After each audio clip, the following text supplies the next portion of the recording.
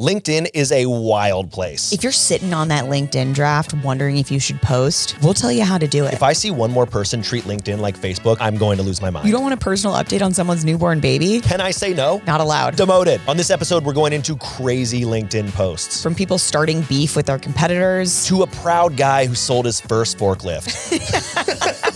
We get into all of it. Oh man, buckle up everyone. This is going to be a wild ride.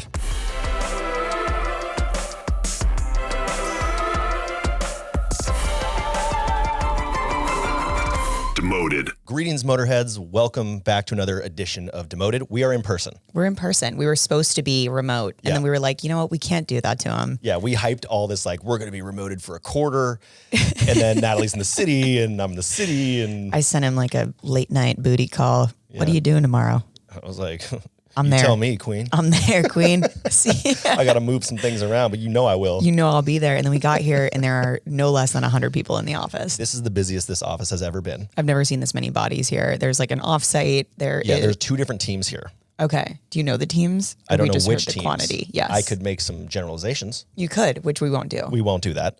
So we're doing a live show. They're not sales. I'll say that. Let's just say they're not sales. So we're kind of doing a live show. They're in the conference room right behind our wide camera. And they're also behind us in this conference room. So just out on the floor. Out on the floor. It is really a live show. They can hear everything. And we're excited. We're excited and a little nervous. So it feels like we're whispering. We are. We are because we're so scared. We're scared. We're so embarrassed. We put like a whiteboard next to me. It's kind of like a wall, a temp wall. It only blocks like if you're 6'2" and above, and everything below you can just see. It's two sticks with a bunch of space in between it. So what are we talking about today? If you're in this office, I'm sorry. We are talking about your favorite thing on earth. It is. Your favorite pastime, LinkedIn. LinkedIn. And if you don't have one, I judge you. I do. Would you judge someone who doesn't have a LinkedIn if you like you're hiring someone right now? I think with what we'll get into today is I judge people more with the content they be posting these days. And there's a lot to judge. Let's be very clear. I am hiring someone though. That's a good little what's good aside. Yeah. We're hiring a full-time content specialist to the corporate Natalie team. She's excited to hire everyone. She or he, whoever we hire, we're looking for like a white dude in his 50s.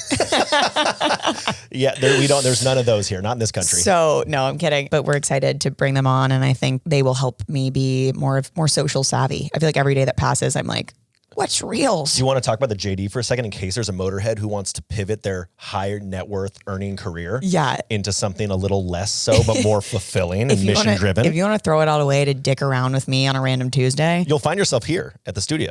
The job is you have to be based in San Francisco. Yep. So I'm not sure. Sorry, motorheads, if you're not here. This is not a remote position. 2 to 3 days in person. We'll be filming. We'll be going to the office. You'll be here with Ross and I actually at the Demoted studio, setting up the cameras for us, proposing content plans, a lot of copywriting. So like, what do we want to talk about? What cultural moments are happening? Yep. Is Valentine's Day coming up? Natalie, are you going to do that same bit you've done 4 years in a row now? Always hits. And the answer is yeah.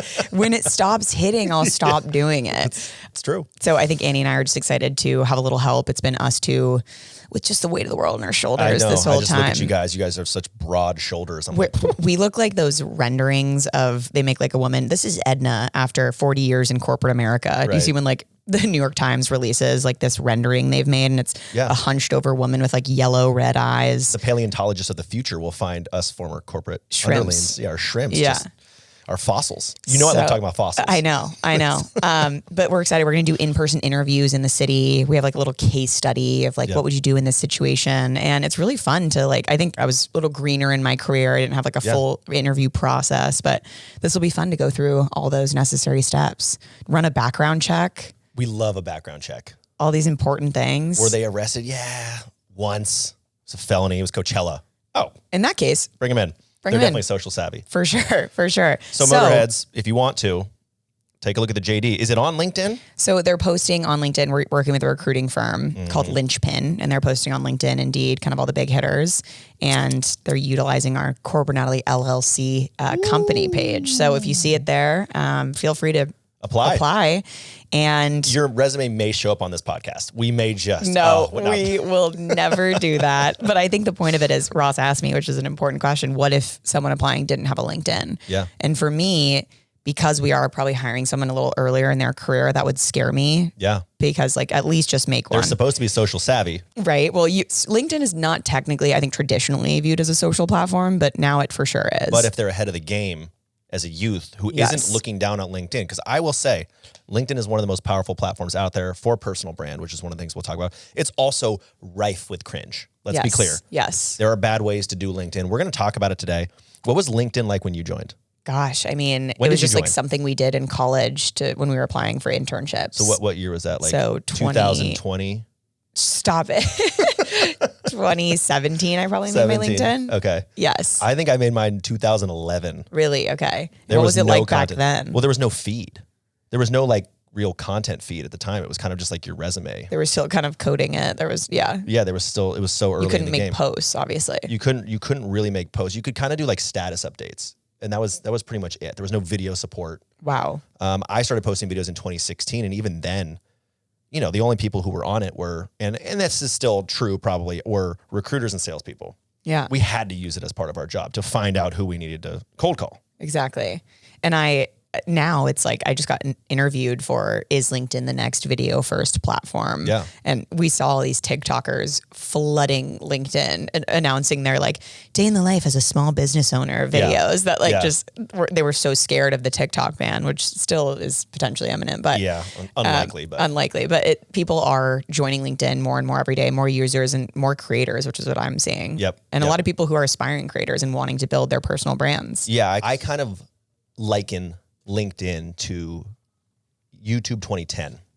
There's still a lot of opportunity there. They haven't optimized everything. It's not as algorithmic as, say, TikTok or Instagram is now. You post something, it goes out to your network. If your network engages with it, it goes out to those people. It's becoming a little less so, but now it has more, they have more explore, more find kind of what's the page called? Find me page? For you page. For you page. It's not a for you page, but it's got more discoverability now than ever. But people are so nervous to move to LinkedIn. But we've talked about this, and you brought this up once. I remember you saying, like, we all work, right? Yeah. So like you can make content there. Yes. I don't think some of the TikTokers are going to translate well there. No, but I think it's interesting. People are curious about now seeing videos, seeing these different multimedia types. The watch time on LinkedIn, I don't know if you see this on your stats, is far longer than any other platform. People drop off of my reels after 6 seconds max. Yep. People on LinkedIn are staying till the bitter end. Well, that's why I love LinkedIn. I still think in it, and I know this to be true, it's a slightly older audience. Mm-hmm. And it's sort of when I was in my heyday of making skits that were a minute long that people were going to watch. Yep. It wasn't like, oh, I'm going to drop off. It's like, I'm going to watch this and decide if it's good or not. Yes. And then make a comment about it. Think about it. Comment. Yeah. And like, I miss making those longer form sketches. I'll call them sketches versus the video memes that TikTok and Instagram now really promote. Mm-hmm. And I think for brands, B2B, I would consider you a B2B influencer. Yeah. LinkedIn's the perfect spot for that. Totally. If you get 5 decision makers to buy a ton of licenses for your product. Yeah, or even just be aware of the product existing in the first place. Yes, that is way more powerful than 50,000 people buying the mascara that someone's pushing on Instagram. Making $1 off that if you even go down that route. Yes. So it's changing, and it's changed a lot. Again, for salespeople, the way they use it is you can build lists. You can kind of do these filtering. LinkedIn Sales Navigator has this whole filtering system where you can say, I'm looking for companies in this industry. I'm looking for people with this title who are doing, who are, first, second degree connections, and they have a certain keyword associated with them. And you can build these lists as a salesperson, say, oh, these are my accounts. You can add your accounts in there and it'll give you news because a lot of people on those accounts are posting things, and you can use that as information and research to then go reach out to them. It's like, hey, I just saw on your LinkedIn you announced this acquisition, this fundraise, this whatever. Yeah. And it's kind of a way in for salespeople to bond. And I also think for a lot of job seekers out there, LinkedIn is a very untapped messaging strategy. Email inboxes are getting more full than ever.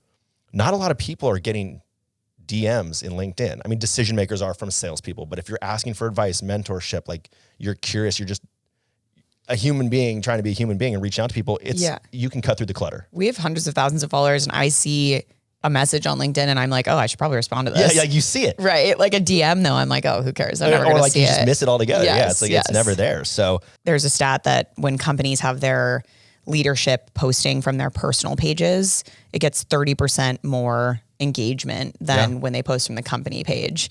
And I did a podcast with someone who runs an agency that helps work with like C-suite executives to build their personal brands on LinkedIn. And we'll talk about personal branding, but I do think it's important when you're looking at maybe potential jobs, use it as your living portfolio. You don't have to make videos like us. You don't have to do like comedy sketches, but make a post about a conference you went to. Things you learned. Throw some thought leadership out there. Like your job is, you are intelligent people. You are employed. You have things to skills. say. Yeah, you have skills. Perspectives. Yeah. And it can even be like a tweet, you know, it can be a short form thing. But I just wanted to mention for personal branding, don't be afraid to make that post. Yeah. And I got back from Scottsdale yesterday and I did a whole presentation on personal brand and talking about putting yourself out there. It doesn't need to be with aspirations of being an influencer. No. It can be a subject matter expert. And you're seeing now founders, like you just mentioned, and you're seeing this with a little bit younger founders. It's obviously the boomers who are a little more resistant to posting, but they're building their companies in public. They're writing about the lessons they're learning about failing. Their brands actually support the majority of their sales in the first place. Yep. It's how they get from 0 to 1 million. No stealth mode anymore, baby. Yeah. Not as much stealth.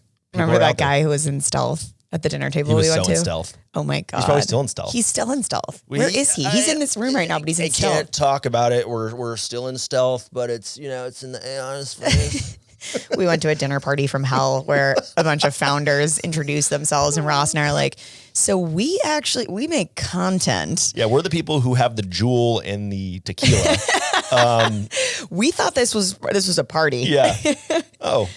Okay. It's sort of a resume thing. This guy was just like, well, I built and sold one company, this one, but and like, oh, so what are you working on now? Well, I can't really talk about it. It's in stealth, so you'll probably hear about it later. And I was just like, take your pants off. Completely. Now. Let me see what you're working with, because I guarantee I already think it's big and I know it's still going to blow my mind. Oh my God. Okay, let's talk about some tactics on LinkedIn. Yeah. Because we're seeing a lot of cringy posts. Yeah. People are still feeling it out. What works, what doesn't work. And we're encouraging you to post, but maybe we aren't encouraging you to do a few things. I think the first one would be not using it like Facebook. Oh, like here's what getting engaged taught me about B2B sales. Yeah, I mean, like... Or just random personal life updates. It's so hard because I don't want to gatekeep people's happiness. And I do think there are elements of you want to share some of who you are as a human.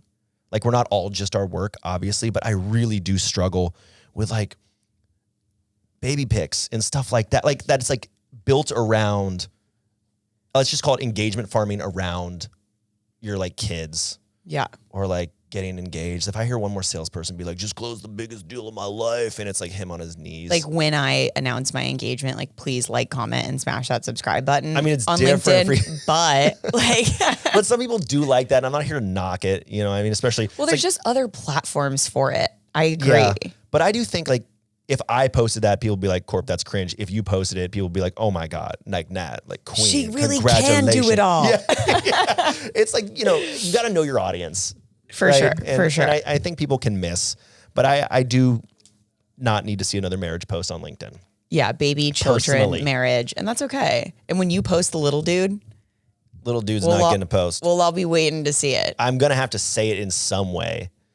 And then I was talking to my son earlier today and he said some existential shit. Really got me thinking about B2B sales. He said, Father, why is it that my pipeline is... What about sharing a work accomplishment or career milestone? We have a photo here that we'll include. I love this which Ross and I love this photo. Can you describe it, please? It's a guy with holding up his arm in a muscle, right? He's got his foot up on the desk. He's flexing with his foot up on the desk as if he just conquered the world. There actually looks like a picture of a map in the background. There's a picture of a map that's just a total dude move in his office. Yep. And what does the caption say, Ross? It says in all caps, and I quote, I sold my first forklift. Hell freaking yeah, he did. Let's go, guy. Let's go. It looks like this guy's a sales trainee at some machinery and a BCIT BBA candidate. Which obviously is a huge not a lot of those certificate that we're not aware of. We're not aware of it, but I bet it's important. And honestly, I love this. I do too. It's so pure. It's so pure. It's so sweet. And this guy's in his 50s, gotta be. And the flex is like slightly awkward. It's not like a true kind of like flex. It's like a 90-degree angle. It's a 90-degree angle flex, So So we got the 90-degree angle muscle pose. Muscle guy. He's obviously dressed as like, if you look up on some AI generator, like man in corporate. Generate Bill. Yeah. like has like his phone clipped onto his belt. Yeah. I'm happy for him though. I love this because this is truly pure. I like when people celebrate their first deals. I like career milestones, accomplishments. Like that's what it's there for. I agree. I think a lot of people be celebrating a little bit too much these days. Yeah, something, it's just like they do it in a really contrived way. It's like, I just sold my first forklift. Boom, like period. I don't need That's like, and amazing. here's like all the lessons I learned. Yeah, flex. Like that's show it. me the That's money, message. Bill. Thank you. Another one that you'll see on these is like starting beef with competitors. So this has been really popular in, I'm not going to say the circles I run, but the content that I see that kind of in my orbit. Are these like AEs at different companies going at each other? No, this goes back to the founders. Poke the bear. Poke the incumbents, the bigger companies that are in their space, because they can, right? Like especially smaller companies, they can take these huge risks and start, metaphorical fights and beef. And a lot of people eat it up. And get themselves on the map a little bit. Like they just sent me a cease and desist and everyone's like, oh, fuck that. Like screw you big should say what you corporate. want. Yeah, exactly. And so I've seen influencers sort of create beef and then they make a bunch of content about it. And then everyone's like, oh, damn. And then, 2 weeks later, so we're having each other on our podcast to talk about it, hash it out. And it's like, bruh. No, of course they're hashing it out. We got to talk about this live. We got to talk about it And they have live. an outline and it's like all pre-planned. Bro, They're it's all totally pre-planned. fine. And you can just tell that it was pre-planned and that stuff kind of sucks. But I mean, who doesn't love beef when it's true and pure? Do you have an example of like Me. you starting beef? I mean, a lot of my personal brand was built around people criticizing sales folks for doing their job. Yes. Like one of the big ones was with the former Barstool CEO. She put this woman on blast on LinkedIn and Twitter. And the email sent to her was so innocuous and so like, I've seen some really bad sales emails where I'm like, well, you kind of got what you deserve. This was just like the most harmless. And this poor woman, also single mother, like new in her role. Yeah. It was like just the most basic email. And I was like, nah, fuck that. And so I like wrote this long ass post about how like, this is someone doing their job. They have salespeople too, also like trying to do a job. Yeah. Like this is the most tone deaf CEO shit I've ever seen. Oh my gosh. Of course she parlays that into me going on her podcast and her being like, I'm not apologizing. And like, but it caused quite a stir. And you'll see it with a lot of chief information security officers. And then I'll post a link to their jobs. It says hiring SDR. I'm like, your company hires SDRs. Yeah. They hire salespeople. Like, what are you talking? Who do you think pays your salary? You're a man of the people, which I love. And so, I don't shy away from the beef when it's warranted. Yeah. When it's warranted. And LinkedIn beef is like, we all have our first and last names. Right. Oh, it's public. Like it's you know public. Who you are. You know who you are. This isn't some TikTok troll with user 4527. Exactly. Like we know this person. Exactly. It's So a you real better person. stand on business. Yeah. When you do it. The other thing I love are the satirical posts making fun of LinkedIn hardos. Yeah. Which are great. Those are hitting hard right now. Like, what did we do something about? Here's what it taught me about B2B sales. Yeah. Yeah. We did like, I think we might have done a social clip about here's what it taught me about B2B sales, which is like all the most random shit. Yeah. I think there's a lot of that genuinely being done. It's like, I get you're trying to pull the lessons out. It's just overdone now. It's very Read overdone. the room. It's cliche. That one guy did the engagement thing and it was, yeah. and here's what it taught me. Let's just read a few statuses from LinkedIn and just like things we've seen that we either like love, hate, whatever. We'll comment other than on them. our Bill with a forklift. I love Bill. Bill, we love. We'll start with this one. A friend of mine started running his marriage like a business, stand-up meetings, KPIs, the whole 9 yards. He was able to cut his expenses in half. Parentheses, his wife left him. Thank you for that. We love good boomer humor where you hate your wife. That's so we boomer love humor. when you hate your so wife. boomer humor. I mean, I'm guilty of running my marriage like a business because we do. You do give Becca KPIs. We both have. She gives me KPIs. Yeah. I mean, which you don't meet. I try. 3 out of 5 meets expectations. Yes. You are floating so slightly below average. That's okay though. I just got to get my to-do list done. All right, here's another one. And here's like the hustle, kind of like the bragging about no work-life balance. Give this one to us. Oh God. You guys are spending your Sunday nights watching grown men fight over a ball. I'm making cold calls and catching up on emails. Will work on my business plan in a few minutes. How to win. Zig when everyone else zags. That's like, so tight. Like you, I don't, tight. They say bet on the founder and I don't really want to bet on you.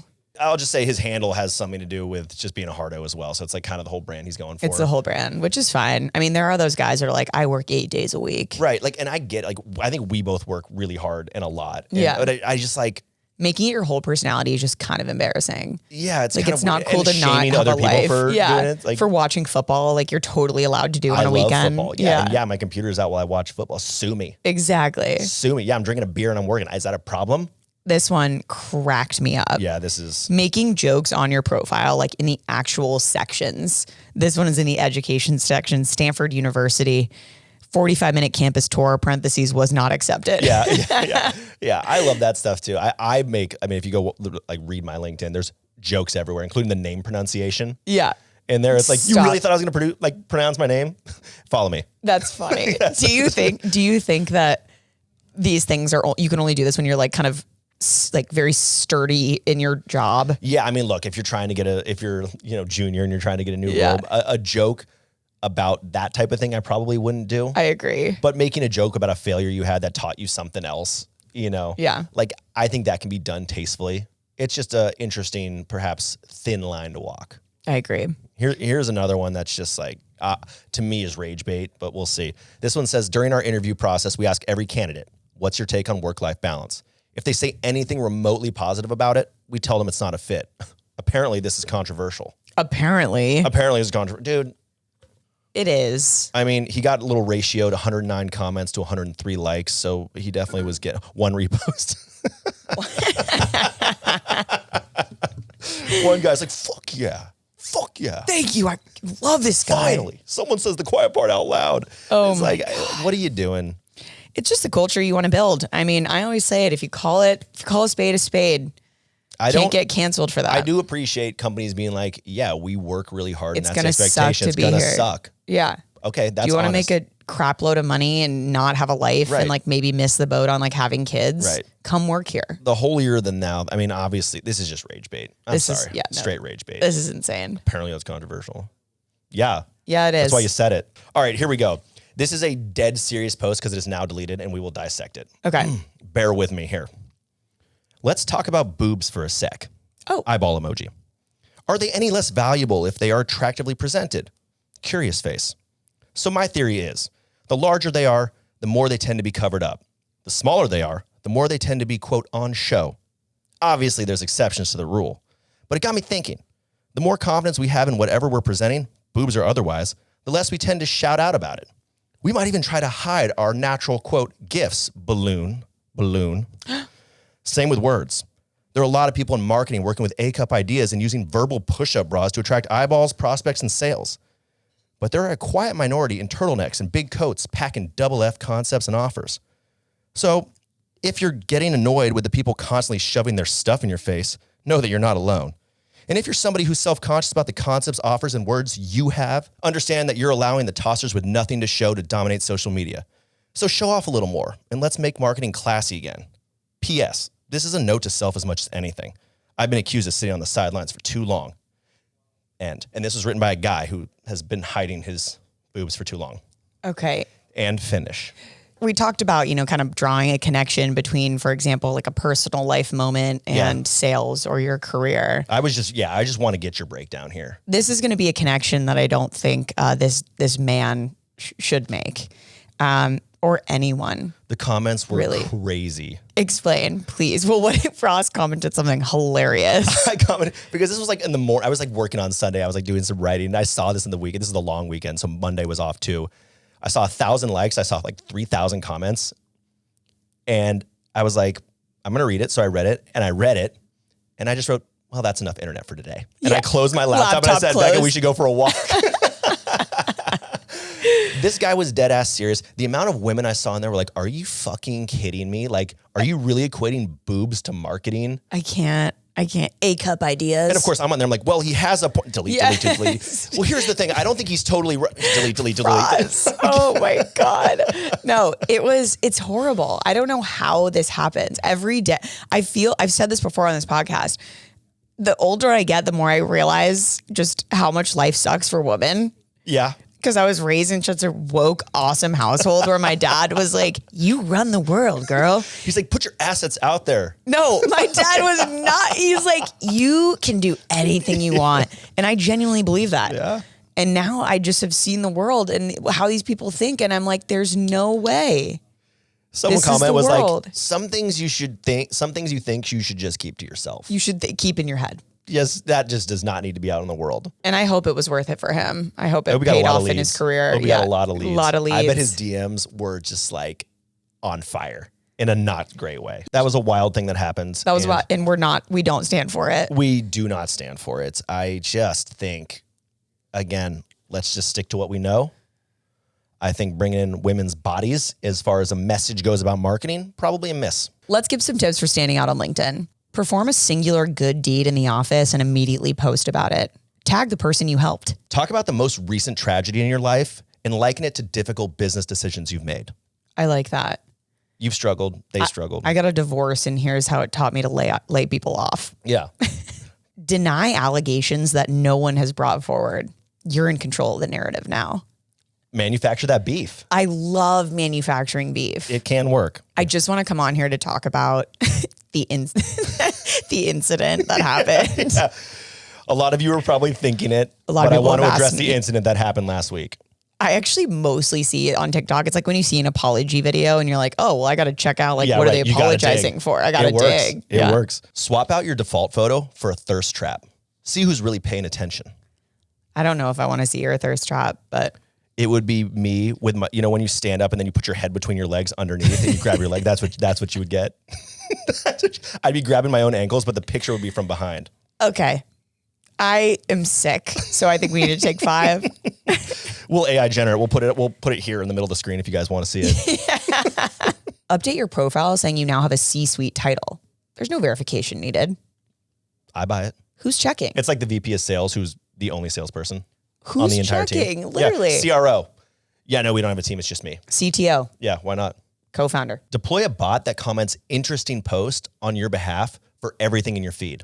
Anything that you see. Interesting post. Interesting post. He cares. He read it. And shout out to the Motorheads. Shout out to the Motorheads for the interesting post. Thank you guys. Deep cut. Before we get into promoted or demoted here, did something change? Why do you look so fuego? When flames? things get bright, I throw on my Gooder sunglasses. Those are Gooder sunglasses. That's exactly right. Stylish sunnies starting at only $25. That's what I love about this, right? We're not asking you to buy a designer pair of glasses. Why do you need to anymore? You don't need to. You get good looking sunglasses for $25 a pair. I'd rather have 10 pairs of different colors, fun stuff I can mix and match. Lightweight and comfortable. 100% polarized. No slip. No bounce. From vibrant colors to sleek styles, there's a pair of Gooders for everybody. Designed for both everyday wear and active individuals. I wear mine when I go on runs because now I'm a runner. Yeah, now that you have run more than 2 miles, I'm so proud of you. My knees hurt, but my eyes are money. Money. Yes. And you don't need a ton of money to buy a pair of these. Exactly. So if you need a new pair of sunnies, Gooder is giving Demoted listeners free shipping. You can go to gooder.com/demoted and use code demoted for free shipping. Gooder offers a 30-day money-back guarantee and 100% satisfaction. Again, that is gooder.com/demoted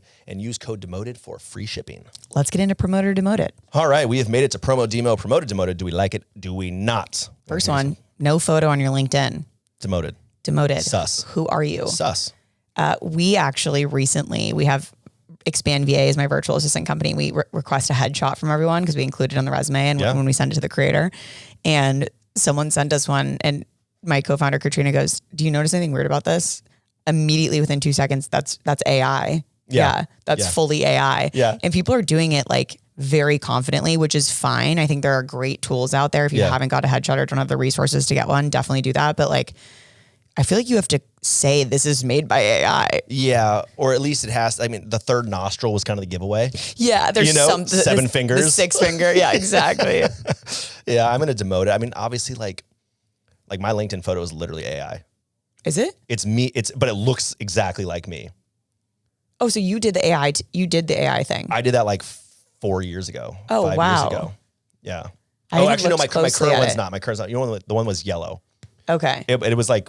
I mean, I basically uploaded 20 headshots of myself. Yeah. And it like made it and it was visually interesting and kind of scroll stopping, I thought, because it's like nobody uses yellow as a background. Well, and to pull it back to this, I think a photo is better than no photo always. 100%. So we don't mean to knock AI generated photos. Yeah, I think if it looks like you, then don't just throw and when random. it's a small little thing like a profile picture, kind of who cares? Yeah. Right. Yeah. I mean, I do think like when you're asking for a headshot, I would put my real headshot in there.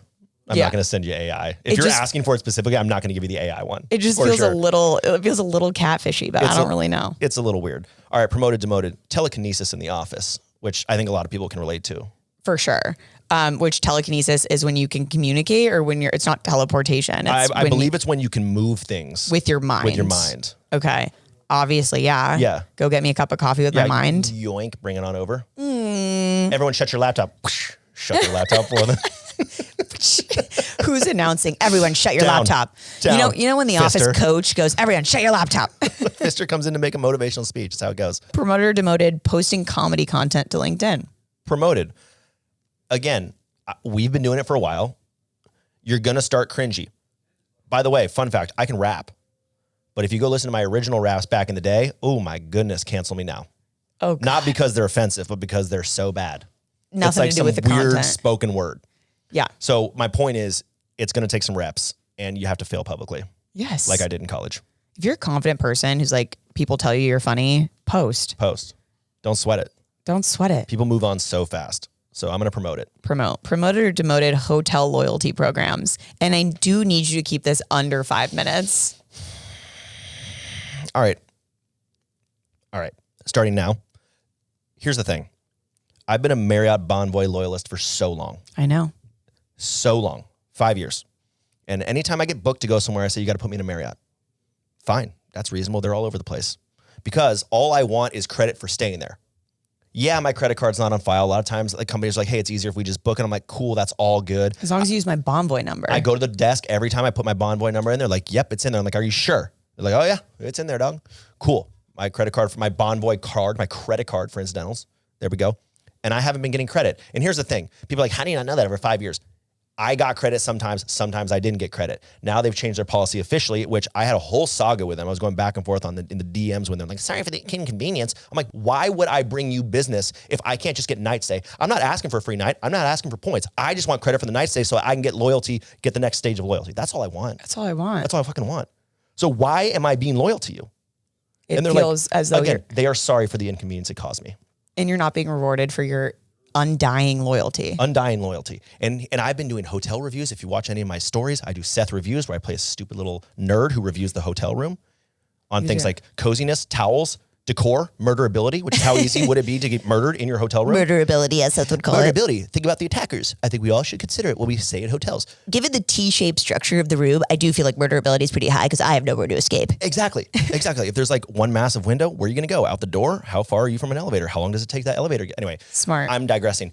Hyatt comes out of nowhere and says, hey, let's just give them Globalists for 3 years. Hyatt gave me Globalists for 3 years for nothing. How hard was it for Marriott just to give me credit for the night I stayed in the fucking room? Sorry for swearing. So hotel loyalty programs, if it's Hyatt, going to go ahead and promote. I'm going to promote it because, by the way, it doesn't matter who pays for it at Hyatt. Just like airlines, it doesn't matter who pays for it. It matters who flies. You get credit for it. So I'm throwing it out there. I'm taking Marriott Bonvoy down. Get ready for the crusade. Who rides with me at dawn? That was basically our entire promoter demoted section, but we'll do one more just to close it off. Yeah. How about going for a drive with no destination? Demoted. I am so precious with my time. Yeah. You never driven towards the sea and just been like, what if? I drove right in onto the beach. Is that just me? You do? Sometimes I go on drives, I listen to Hans Zimmer, I clear my mind. That's good. I need to get in touch with myself. Yeah. I also need to stop working. Yeah. I was saying to Matt, I'm like, my goal, we're moving in together. I'm like, my one goal is to charge my phone in the office. Like I wake up and I work for an hour and a half while he's sleeping. I go to bed. I work for an hour before bed from 10 to 11. I'm constantly buzzing. In my sleep, I'm thinking about work. Yeah, I've had like weird nightmares where I'm like actually awake working in my mind. You probably are at your desk. Sleep. Like, who knows? No, I'm like in my bed and I'm like waking up and I try to go back to sleep and I'm like lucidly working. Yes. In my mind, and I hate it. It's horrible. So anyway, Go for a drive. Go for a drive. Go for a drive. Walk. In my car that I love, obviously. In your Audi that you love so much. For me, always choose walking. We're in San Francisco. The weather's great. I need to get my steps in. Going on a walk is great. But normally when I'm walking these days, I'm listening to our freaking podcast, removing all the cancelable moments. Yes, that's also fair. I listened to like 6 episodes because I was backed up on a couple of, I listened to on all devices because, Same. That way there's 11 people who listen instead of 6. Exactly. So I had to knock a few of those out this long weekend. Smart. And honestly, I meant to text you this. I was like, this is kind of fucking funny. We're great. Like I was laughing. I was like, I forgot we said that. I know. So okay.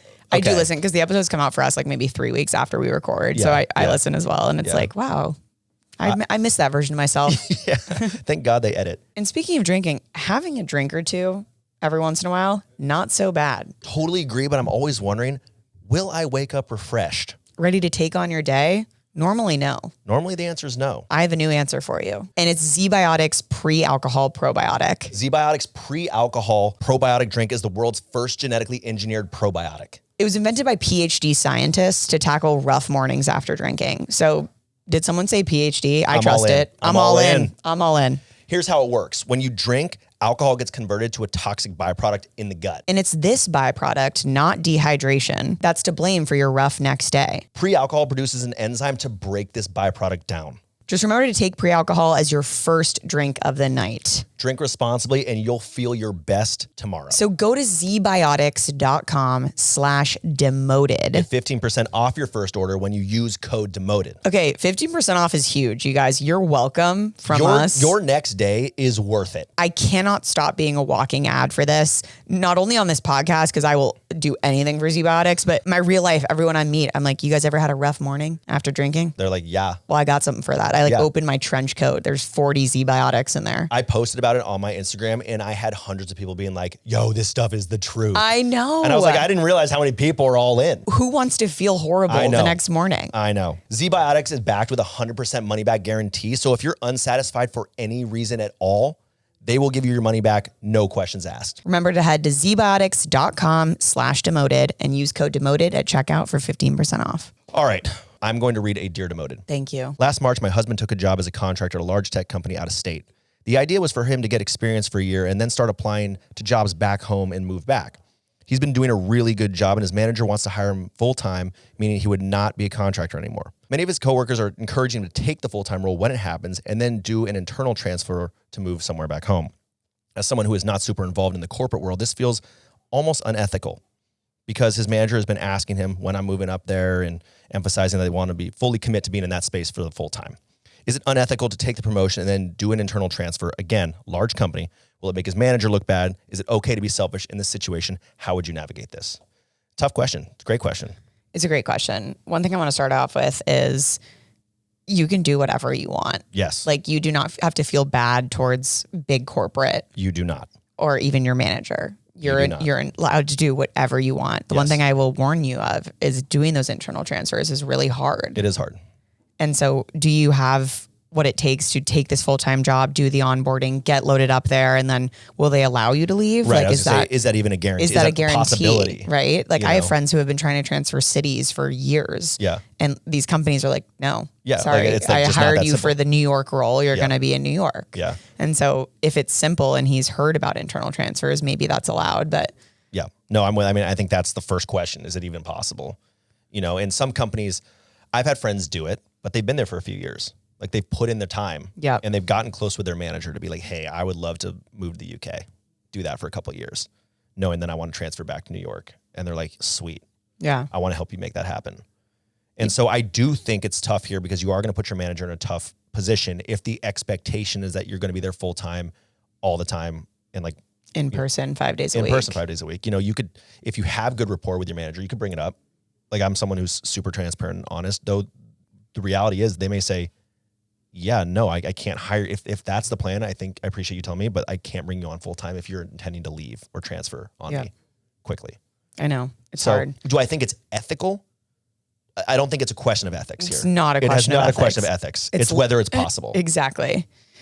And I think there's other benefits, obviously, to having a full-time position. You get 401k matching, suite of benefits, whatever you get that comes with not being a contractor anymore. I'm sure that's maybe better for your family, but who knows? I think don't worry about the ethics of this. You seem like a really good person. Yeah. And I mean, if he goes and gets the job, and I think it's easier to be a full-time person there and then start looking for other jobs and move closer to home if there's an opportunity there. I know. It's hard though. It's hard. And I get the only place where I could see any ethical dilemma is the treatment of the manager, who may be going out on a limb being like, you're doing great work. And, you don't want to burn bridges. But I think even an experienced manager understands that is how it goes. Like a company will cut you so fast. So fast. And I know the people there won't want to cut you, but like that's how it goes. The hiring cycle is taking so long too. It's like it'll take you 6 months to make this shift. It'll take you, if you get a full-time role tomorrow for moving back, it'll take you another, 4 months. It's crazy. Right. So it's crazy. My roommate's been in a 9-month interview cycle for one company. That's offensive. It's crazy. It's so offensive. They're like, we want you to meet 400 people to make sure it's right. Only to like still say we don't know yet. We're still considering. There's 19 other candidates still. Yeah. It's like, wow, this has been a while for that. That sucks. That blows. All right. On that super positive note of things I hate, should we read a review? Things I love. This is from Liz Ramon Insta. The title XOXOX, a teacher. I love this podcast, even though I've never worked anywhere but a school. I've learned from this, I'm not cut out for sales, marketing, recruiting, or any corporate job, but I pretend I am when I listen to this. I love that. First of all, let me tell you something, Liz Ramon Insta. You're cut out for corporate. If you can handle a school environment, Becca, my wife, was in a school environment for 15 years, both as a teacher, a literacy coach, and a principal. Everything outside of a school is easier. You are dealing with children, bureaucracy, trauma, parents. I mean, it's one thing to deal with an annoying coworker named Nancy, but when you got ravenous parents accusing you of shit, my kid's got to get into Stanford. Like, you could do anything. If you are a teacher, you can absolutely do anything. So I'm just going to say that. You may not want to do that, which is totally fine. I don't blame you either. I wouldn't want to. Please stay in schools. Please do some real meaningful work, because very few of us are. We need you. And thank you for listening to Demoted. Thank you for listening to Demoted. We have one shout out here, and I want you to read this. Yeah. So I've seen this guy quite a few times. This is a shout out to a guy who writes satire. His name is Ken Cheng. You can follow him. It's goofy as shit. All right. As a CEO, I know exactly what it feels like to be a single mother. Every time I walk into the office, I feel like a woman coming home to take care of her 145 children. Without me, they run rampant. It's a lot of pressure, but I love them all as if I birthed them from my fertile womb. And when I pay them their salaries, it feels like they're babies suckling milk from my teat. Milk that I have produced myself from my entrepreneurial glands. If any of them were stuck in a burning car, I would gather superhuman strength to either save them or offer them a generous redundancy package. Being a boss is inherently more than maternal or paternal. It's nothing like being a father where you can neglect your children for weeks. No, being a CEO mother is hard. It taught me way more about parenthood than being a father of 5 children. I am CEO mother. This is a fucking fantastic post. It's just good writing. Such good writing. It's good writing. Oh. This guy's a great writer. So I follow him. He's blowing up. I am CEO mother. I am CEO mother. I need to follow this guy. That's hilarious. A guy named Ken Cheng. Thank you, Ken. You're doing the Lord's work. You're blowing up, and I love your style. Mama Ken. Mama CEO Ken. Send us your corporate confessions, dear Demoteds. Yeah, your questions, your concerns, your feedback. Leave us a review. Build a strong personal brand with that subscribe button. Put yourself out there to that like button. Leave a comment that demonstrates who you are as a human being. Comment interesting post on that like button. On everything that we do. Comment interesting posts. We want to be accused of botting. We want to. We want our posts to get taken down because the bots are flooding it that are actually the motorheads. Are absolutely pillaging our posts. So thank you guys. Good to be back in the office with you, Nat. And as always, we will see you next time on Demoted.